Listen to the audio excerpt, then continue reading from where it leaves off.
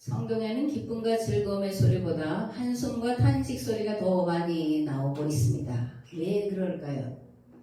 인간의 삶이 기쁨과 즐거움보다는 탄식과 절망, 슬픔과 고통으로 얼룩져 있기 때문 아닐까 그렇게 생각을 합니다. 창세기를 보면 아담의 범죄 이래로 땅이 저주를 받아 인간에게 먹고 사는 문제가 생겼고 그리고 여러 가지 차등과 차별이 생겨났습니다. 에덴 동산에는 사실 항상 먹을 것이 풍성했었는데 아담의 범죄, 즉 선악과 사건 이후에 인간은 땀 흘리는 수고를 해야 먹거리 문제를 해결할 수 있었고 때로는 땀을 흘려도 먹거리 문제를 해결할 수 없는 경우가 생겨나게 되었습니다. 먹을 것을 놓고 뺏고 뺏기는 싸움이 벌어졌고 싸움에 진 사람들은 종이나 노예가 되는 일들이 일어났고 지배자와 피지배자들이 생겨났습니다. 땅이 없거나 땅을 빼앗긴 자들은 나그네가 되어 이리저리 떠돌아다녔고 발붙일 곳을 얻지 못한 자들은 살기 위하여 남의 집에 더부살이하는 모습이나 품꾼이 되었습니다.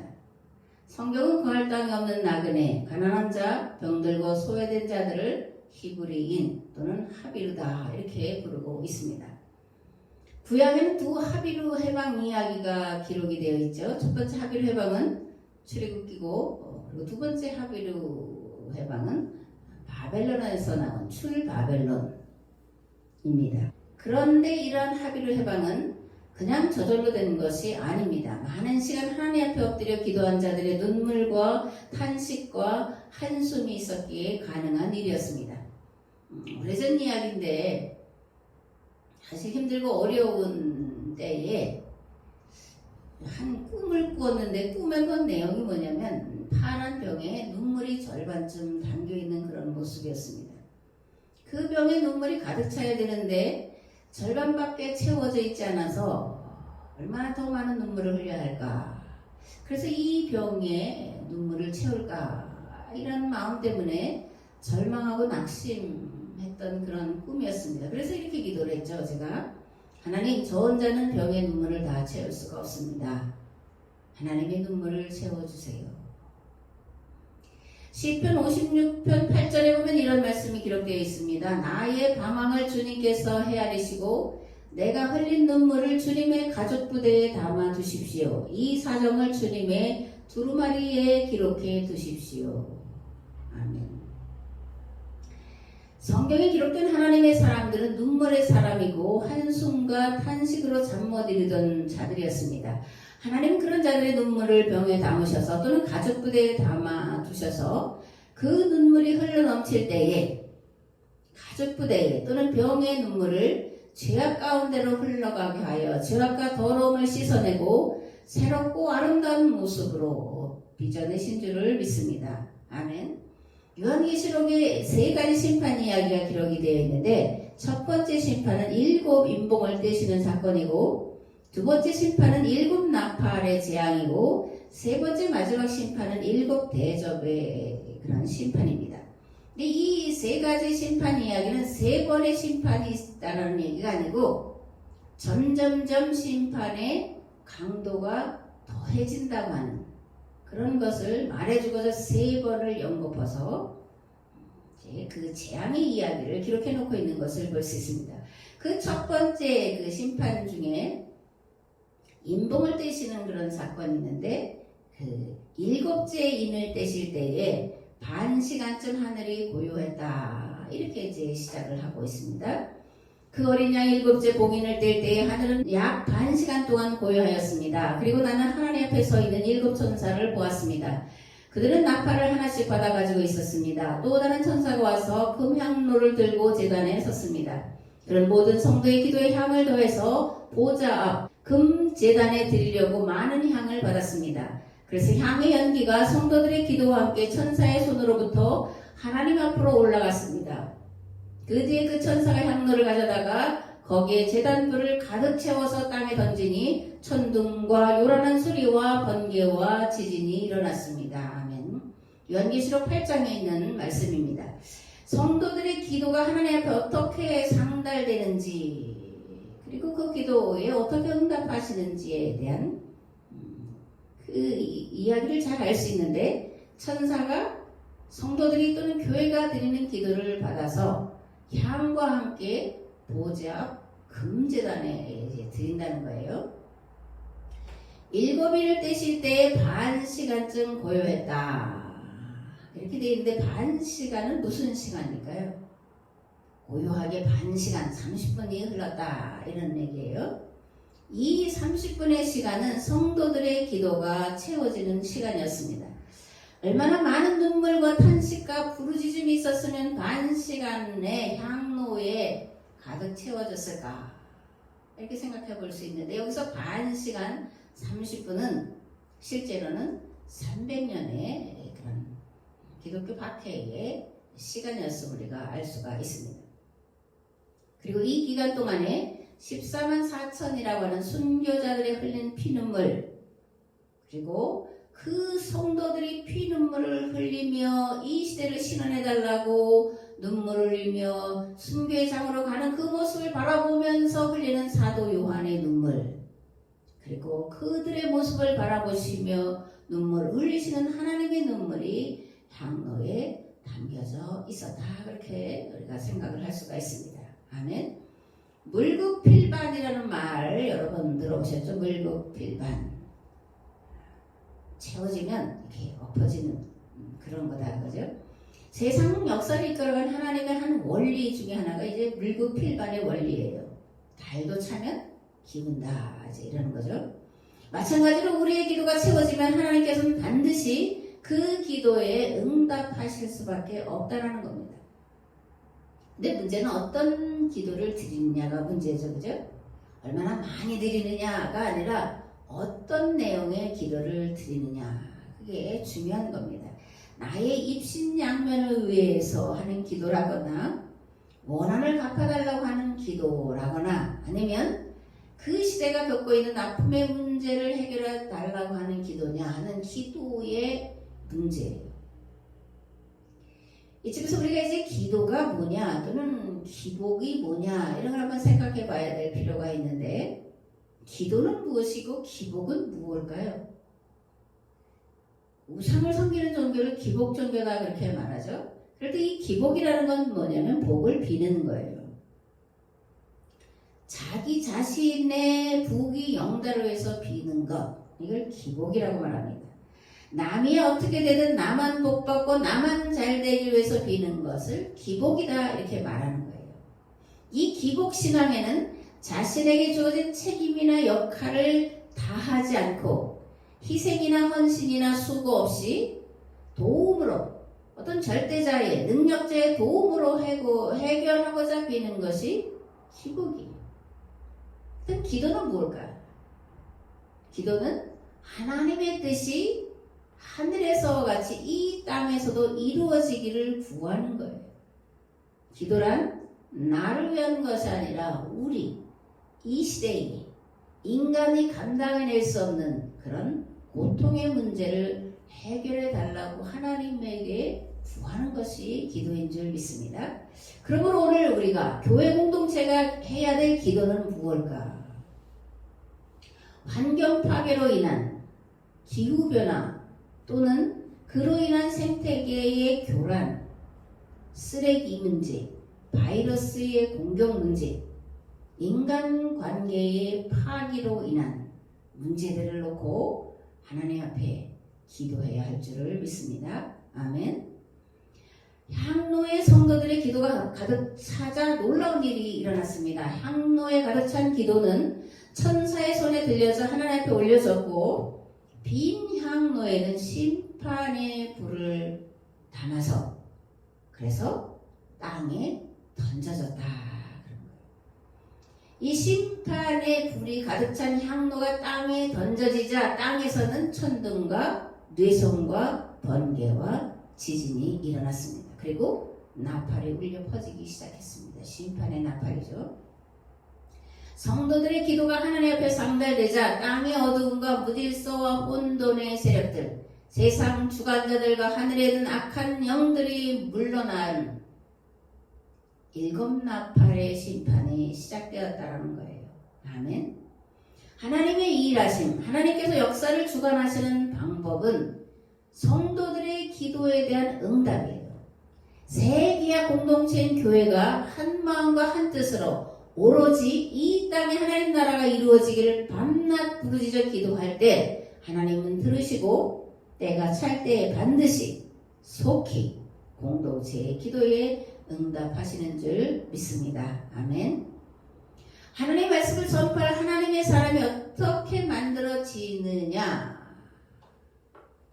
이제 출애굽기에 나오는 모세를 통해서 잘 알 수가 있습니다. 사실 성경에 하나님의 말씀을 여호와의 이름으로 말씀을 선포하는 자들이 어떻게 나고 어떻게 이제 키워졌는지에 대해서 여러 부분에서 말씀하고 있는데 특별히 이제 모세의 이야기는 길게 그리고 자세하게 잘 기록이 되어 있습니다. 우리가 모세를 일컬어서 제2의 요셉이다 이렇게 이제 별명을 붙이기도 하는데 모세가 왜 제2의 요셉일까? 지난주에 이제 요셉 이야기를 말씀을 드렸죠. 요셉은 그 당시 애굽이라고 하는 세상 속에서 고통당하고 억압당하는 최하층민, 즉 하비르들의 해방이 중요하다고 생각하고 그들의 해방을 위해서 고민하며 방법을 찾던 자요. 그가 찾은 방법을 애굽에서 실현했던 자였습니다. 13년 동안 보디발의 집에서 종살이를 하면서 하비르를 경험했고 그 하비르를 경험하는 와중에도 그가 아버지 집에서 꾸었던 꿈을 잊지 않고 그 꿈을 어떻게 실현할까를 구하고 찾고 두드리는 삶을 살았다는 거예요. 때가 찾아 하나님께서 개입을 하시죠. 그게 뭐냐면 바로에게 꿈을 꾸게 하시는 거예요. 바로가 꾼 꿈 우리가 잘 알죠. 그러면 바로는 왜 이런 꿈을 꿨을까? 또 바로는 평상시에 어떤 생각을 하고 있었을까? 이런 걸 우리가 이제 한번 생각을 해봐야 되는데 바로는 해마다 일어나는 나일강의 범람 문제를 가지고 고민하던 자였다라고 우리가 생각을 할 수가 있습니다. 어떻게 하면 이 나일강의 범람 문제를 해결할 수 있을까? 그래서 어떻게 하면 보다 안정적으로 농사를 지어서 백성들이 먹거리 문제를 고민하지 않고 살 수 있을까? 그 문제를 가지고 늘 생각하며 방법을 찾고 있었던 자였다라고 우리가 미루어서 짐작을 할 수가 있습니다. 하나님은 이 일에 적합하도록 요셉을 13년 동안 훈련시키셨죠. 그리고 요셉이 그 애굽의 문제들을 그 시대의 문제들을 해결할 법, 지혜도, 규례를 마련하자 바로에게 직접 역사하셔서 꿈을 꾸게 하셨던 겁니다. 사실 바로의 생각이 없었다면 요셉이 그런 생각이 없었다면 요셉이 바로의 꿈을 제대로 해몽할 수 없었을 것이고 바로가 요셉의 꿈이 맞다라고 생각해서 요셉을 총리로 앉히지는 않았을 거예요. 하나님 항상 우리의 마음의 생각을 보셔요. 하나님을 믿든 믿지 않든 악하게 살든 선하게 살든 보여지는 외모를 보시는 게 아니라 그 사람 마음에 무엇을 품고 있느냐는 생각을 보신다는 거예요. 그러므로 우리가 하나님 앞에서 내 생각이 하나님의 뜻과 맞는지를 늘 점검하면서 살아야 될 줄을 믿습니다. 아멘. 그렇다면 모세 어떤 사람이었을까? 무슨 꿈을 꾸던 자였을까? 그보다 모세라는 하나님의 사람이 만들어지기까지 어떤 일들이 일어났고 얼마나 많은 시간이 지났을까? 우리가 다시 한번 생각을 해보려고 합니다. 출애굽기 2장 1절 10절 말씀을 보겠습니다. 레위 가문의 한 남자가 레위 가문의 한 여자를 아내로 맞이하였다. 그 여자가 임신을 한 아들을 낳았는데 그 아이가 하도 잘생겨서 표현이 재밌죠. 그 아이가 하도 잘생겨서 남이 모르게 석 달 동안이나 길렀다. 그러나 더 이상 숨길 수가 없어서 갈대 상자를 구하여다가 엽청과 송진을 바르고 아이를 거기에 담아 강가의 갈대 사이에 놓아두었다. 그 아이의 누이가 멀찍이 서서 아이가 어떻게 되는지를 지켜보고 있었다. 마침 바로의 딸이 목욕을 하려고 강으로 내려왔다. 시녀들이 강가를 거닐고 있을 때에 공주가 갈대 숲속에 있는 상자를 보고 시녀 한 명을 보내서 그것을 가져오게 하였다. 열어보니 거기에 남자아이가 울고 있었다. 공주가 그 아이를 불쌍히 여기면서 말하였다. 이 아이는 틀림없이 히브리 사람의 아이로구나. 그때 그 아이의 누이가 나서서 바로의 딸에게 말하였다. 제가 가서 히브리 여인 가운데서 아기에게 젖을 먹일 유모를 데려다 드릴까요? 바로의 딸이 대답하였다. 그래, 어서 데려오너라. 그 소녀가 가서 그 아이의 어머니를 불러왔다. 바로의 딸이 그에게 말하였다. 이 아이를 데리고 가서 나를 대신하여 젖을 먹여다오. 그렇게 하면 내가 너에게 삭슬 주겠다. 그래서 그 여인은 아이를 데리고 가서 젖을 먹였다. 아이가 다 자란 다음에 그 여인이 그 아이를 바로의 딸에게 데려다 주니 공주는 이 아이를 양자로 삼았다. 공주는 내가 그를 뿔에서 건졌다 하면서 그의 이름을 모세라고 지었다. 모세라는 이름은 그를 낳은 엄마가 지어진 이름이 아니에요. 그죠? 그 아버지가 지어진 이름이 아니에요. 이름도 없던 아이. 바로의 공주의 딸이 지어진 이름이 모세였다. 그래서 건졌다. 이제 그런 이름이라는 거예요. 출애굽기 1장의 이제 끝부분을 보면 바로가 히브리 산파들에게 이런 명령을 내려요. 갓 태어난 히브리 남자아이는 모두 강물에 던지고 여자아이들만 살려둬라. 바로가 왜 이런 명령을 내렸을까? 요셉을 알지 못하는 왕이 일어났고 애굽 사람들보다 많은 히브리인들을 보면서 두려워하는 마음이 생긴 거죠. 염려하는 마음이 생겼습니다. 그래서 히브리인들이 더 늘어나지 않도록끔 도망갈 생각을, 반역할 생각을 갖지 못하도록끔 박해하고 핍박하고 거대한 토목공사를 시작을 했다. 그렇게 1장에 기록이 되어 있습니다. 근데 놀랍게도 히브리인들은 박해를 받고 고난을 당할수록 번성했다라는 거예요. 그래서 바로가 명령을 내린 거죠. 히브리 여인이 아이 낳는 것을 도와줄 때에 잘 살펴서 낳은 아기가 아들이거든 죽이고 딸이거든 살려둬라. 그랬더니 히브리 산파들이 하나님을 두려워해서 아이들을 살려두게 되죠. 그래서 두 번째 이제 명령을 내렸다는 거예요. 아들이면 강물에 던지고 여자아이는 살려둬라. 그런데 한 레이족인이 결혼하여 아이를 낳았는데 너무나 잘생겨서 자기 자식 못생겼다고 하는 분 어딨어요? 보손 놓치고 제 자식 귀하다 그렇다는데 하여튼 잘생긴 것 같아요. 모세가 너무나 아름답고 잘생겨서 강물에 던져버릴 수가 없었다 그런 거예요. 그래서 3개월 동안 몰래 키웠는데 이 아이가 눈치가 있을 수는 없죠. 그죠?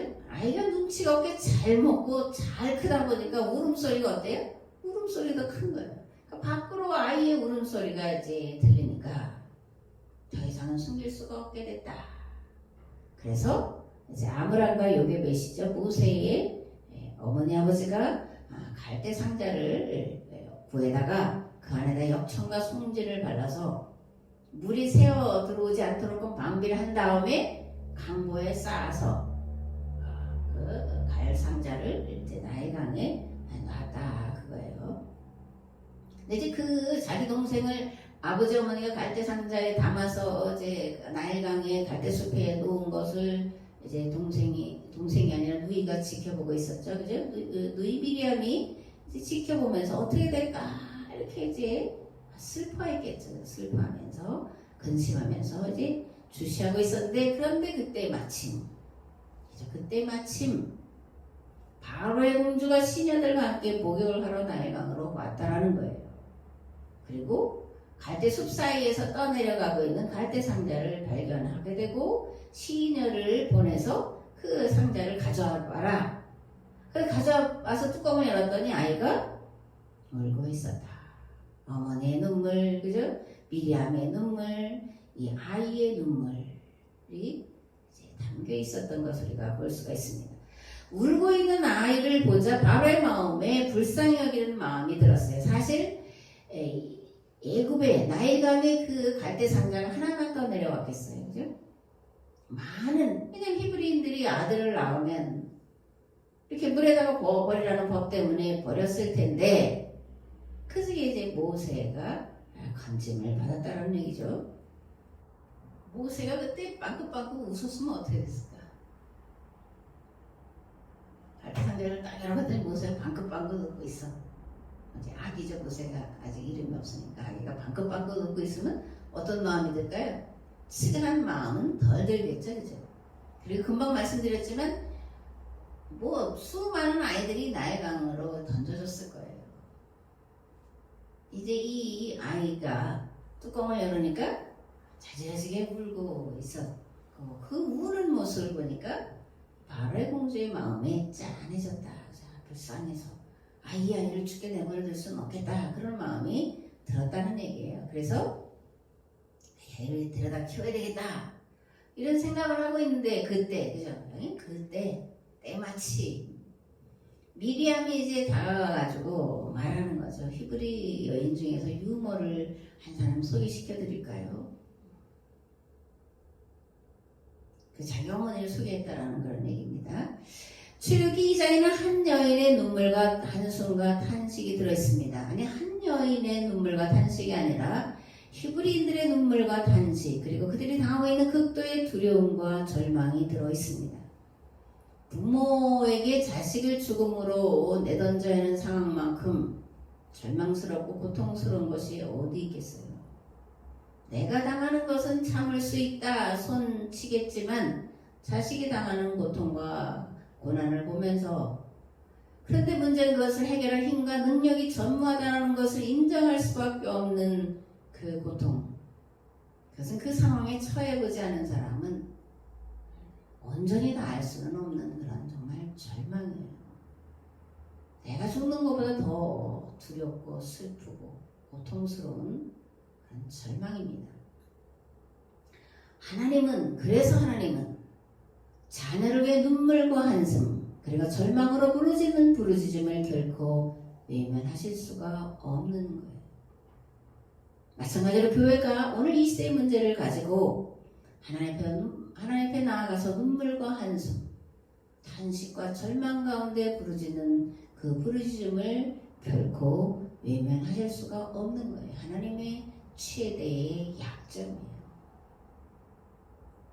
기도는 하나님의 최대의 약점, 인간을 긍휼히 여기시는, 인간을 불쌍히 여기시는, 인간을 사랑하시는 그 마음을 파고드는 것이 아닐까 그렇게 표현을 감히 해봅니다. 무엇보다 자식을 품고 흘리는 어머니의 눈물에 하나님은 외면하실 수 없으신 분이라는 걸 우리가 믿어야 돼요. 자식을 위해 흘리는 어머니들의 눈물의 기도에 응답하실 수밖에 없는 좋으신 하나님 아버지이심을 우리가 믿어야 됩니다. 어머니들의 눈물의 기도는 한 가족뿐만이 아니라 한 세대를 살려낼 하나님의 계획을 실현할 그런 능력이 들어있음을 믿으시기를 바랍니다. 어머니들이 흘리는 눈물은 단지 어머니들만의 눈물이 아니라 거기에는 하나님의 눈물도 함께 담겨있기 때문에 그렇습니다. 아멘. 출애굽기 2장 11절에서 25절 말씀을 함께 봉독을 하겠습니다. 모세가 장성하루에 한 번은 자기 형제들에게 나가서 그들이 고되게 노동하는 것을 보더니 어떤 애굽 사람이 한 히브리 사람 곧 자기 형제를 치는 것을 본지라. 좌우를 살펴 사람이 없음을 보고 그 애굽 사람을 쳐 죽여 모래속에 감추니라.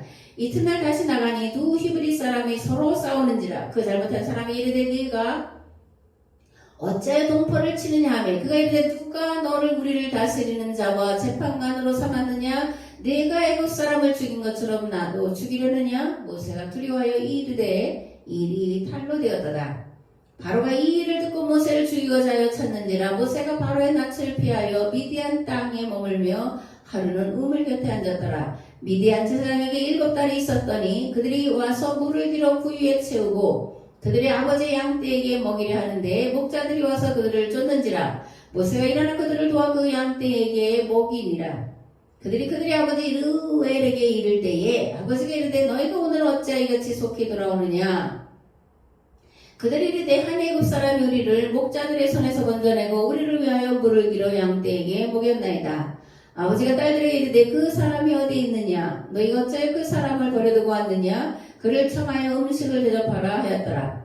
모세가 그와 동거하기를 기뻐하며 그가 그의 딸 시포라를 모세에게 주었더니 그가 아들을 낳으며 모세가 그 이름을 게르솜이라 하여 이르되 내가 타국에서 나그네가 되었음이라 하였더라.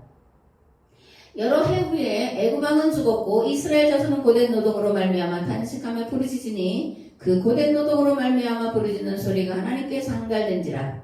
하나님이 그들의 고통 소리를 들으시고 하나님 아브라함과 이삭과 야곱에게 세운 그의 언약을 기억하사 하나님이 이스라엘 자손을 돌보셨고 하나님이 그들을 기억하셨더라. 아멘. 요게벳의 눈물의 기도, 그리고 하나님과 자신들의 역사에 대한 가르침, 그것이 모세라고 하는 사람을 만들어낸 기름진 토양이었습니다. 모세는 왕궁에서 바로의 공주의 아들로 자라면서도 단 한 번도 자신들의 역사와 고난받는 히브리인들의 고통에 눈 감지 않고 귀 막지 않았습니다. 그렇게 할 수 있었던 이유가 무엇이겠냐? 어머니의 기도와 가르침이었다는 거예요. 한 세대, 두 세대, 100년, 200년 나라 민족의 그런 미래를 위해서는 어머니의 기도, 그리고 어머니의 가르침이 절실하다. 우리가 이렇게 가슴에 새겨야 됩니다. 모세는 어머니의 가르침을 가슴팍에 새겨놓고 사는 자예요. 그래서 히브리인들을 늘 예의주시하면서 언젠가 나에게 그런 권한이 주어지면, 힘이 주어지면 저들을 풀어줘야 되겠다, 자유한 자로 만들어줘야 되겠다라고 하는 책임감과 사명감에 짓눌려 살았던 사람이에요. 그러다가 마침내 기회가 왔다고 생각한 때에 자신에게 주어진 힘으로 자신의 방법대로 문제를 해결하려고 나섰죠. 그러다가 어떻게 됐습니까? 바로에게 자신의 계획이 들통이 난 거예요. 그래서 반역죄로 처할 그런 위기에 놓이자 미디안 광야로 도망칠 수밖에 없었습니다. 사람을 죽여서 도망친 게 아니라 모세가 품고 있는 히브리인들을 해방시켜야 된다고 하는 그 계획이 달로가 나서 도망을 친 거예요. 만사에는 때와 시기가 있습니다.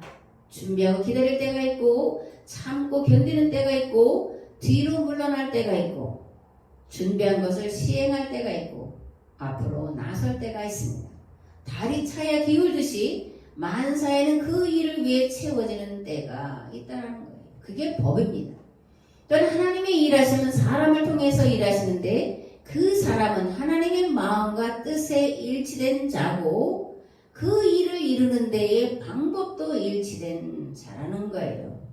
모세가 히브리인들을 구원하려고 하는 것은 하나님의 마음과 일치된 것이었습니다. 그런데 아직은 아니라는 거예요. 뭐가? 방법에 있어서. 그래서 하나님의 일은 하나님과 마음뿐 아니라 방법까지 일치되었을 때에 이루어진다는 것을 우리가 믿어야 됩니다. 그러니까 하나님의 뜻이 하늘에서 같이 땅에서 이루어지기를 바라는 자에게는 먼저 하나님의 마음과 일치되는 시간이 필요하고, 그리고 하나님의 뜻을 이 땅에 실현할 수 있는 하나님의 방법과 일치되기까지 시간이 필요하다는 거예요. 하루아침에 이 두 가지가 주어지지 않는다는 것을 그 예언자들을 통해서 우리가 만나볼 수가 있습니다. 하나님이 일을 계획하시고 그 일을 완성하시는 분이에요. 하나님은 하나님의 뜻이 하늘에서 같이 이 땅에서 이루어지기까지 사람을, 공동체를 오래 참고 기다려 주시는 분이시라는 겁니다. 아멘. 모세는 히브리인들을 구원해 내야겠다는 간절한 마음을 품고 40년을 지냈습니다. 그런데 이러한 일이 바로에게 달로가 나서 쫓기는 신사가 되었고, 이제부터는 누구의 시간이냐면 하나님의 시간이에요. 하나님께서 미디안 광야에서 양측의 삶을 살게 하면서 히브리인들을 구원해낼, 그것을 구체화시키는 방법을 찾아내도록 훈련시키는 것이 모세의 광야 40년, 미디안 광야에서 양을 치는 목동의 시간이었던 것을 알 수가 있습니다. 인간의 시간이 있고 하나님의 시간이 있고, 이 인간의 시간과 하나님의 시간이 만나는 때에 하나님의 역사가 이루어진다, 그렇게 생각합니다. 또한 이 시간은 모세만 만들어지는 것이 아니라 히브리인들의 한이 하늘에 사무치는 시간이었습니다. 히브리인들의 눈물과 탄식으로 부르짖는 기도 소리가 채워지는 시간이었습니다. 아멘. 오늘 우리 현실이 어떻습니까? 마음 놓고 먹고 마시고 편안하다, 안전하다, 그럴 때를 우리가 살아갑니까? 아니죠. 그죠? 그래서 지금은 자나가도 될 때라는 거예요. 깨어일어나 하나님 앞에 무릎으로 나아가 우리를 긍휼히 여기시고 불쌍히 여기셔 돌아보기를 간구해야 돼. 기도할 때다, 그런 겁니다. 무엇보다 시간이 많이 남아있지 않기 때문에 혼자서가 아니라 교회 공동체가 함께 기도해야 될 때인 줄 믿습니다. 사도행전 1장 12절에서 15절 말씀에 보면 예수님이 이제 승천하신 다음에 제자들이 감람원이라고 하는 또는 올리브산이라고 하는 산으로부터 예루살렘에 이제 돌아와서 그들이 머무는 다락방에 올라가서 기도한 내용이 기록이 되어 있습니다. 베드로, 요한, 야고보, 안드레와 빌립, 도마와 바돌로메, 마테와 및 알페오의 아들 야고보, 셀롯인 시몬, 야고보의 아들 유다가 다 거기 있어 여자들과 예수의 어머니 마리아와 예수의 아우들과 더불어 마음을 같이하여 오로지 기도에 힘쓰더라. 모인 무리의 수가 약 120명이나 되더라. 120명이 마음을 같이하여 오로지 기도에 힘썼더니 오순절날 이름에 약속하신 대로 성령께서 그들 가운데 강림하셨다. 이렇게 오순절 사건을 사도행전 1장 2장에 거쳐서 기록을 해놓고 있습니다. 하나님은 사람을 통해서 일하시는 분이십니다. 하나님은 공동체의 교회 공동체의 기도에 응답하심으로 세상 역사를 주관해 가시는 하나님이십니다. 그러므로 오늘 새 계약 공동체인 교회가 한 마음과 한 뜻이 되어 인류 멸종이 코앞에 다가왔다고 하는 이 시대에 절박한 이 시대를 구원해야 될 이 문제를 위해서 전혀 기도에 힘써야 할 줄을 믿습니다. 간절하면 간절한 만큼 기도하게 될 것이고 하나님은 그 간절함에 맞춰 기도에 속히 응답하실 것입니다. 너는 내게 부르짖으라 내가 내게 응답하겠고 네가 알지 못하는 크고 비밀한 일을 내게 보이리라. 예레미야에게 말씀하신 그 하나님께서 오늘 교회 공동체 특별히 이 시대의 문제를 끌어안고 눈물을 흘리며 깊은 탄식과 한숨 가운데 기도하기를 결단하고 기도하는 자들에게 주시는 말씀이다. 그렇게 생각을 합니다. 이제는 길과 진리와 생명 되신 예수 그리스도의 은혜와 아버지 하나님의 무한하시고 극진하신 사랑하심과 성령님의 감화, 감동, 교통, 역사하심 특별히 이 시대의 문제를 가지고 고민하며 슬퍼하며 탄식하며 기도하기를 맞이않기로 결단하고 돌아가는 우리의 삶의 자리 위에 이 교회 위에 이 나라와 이 민족 위에 이제부터 영원토록 함께 하옵시기를 간절히 축원하옵나이다. 아멘.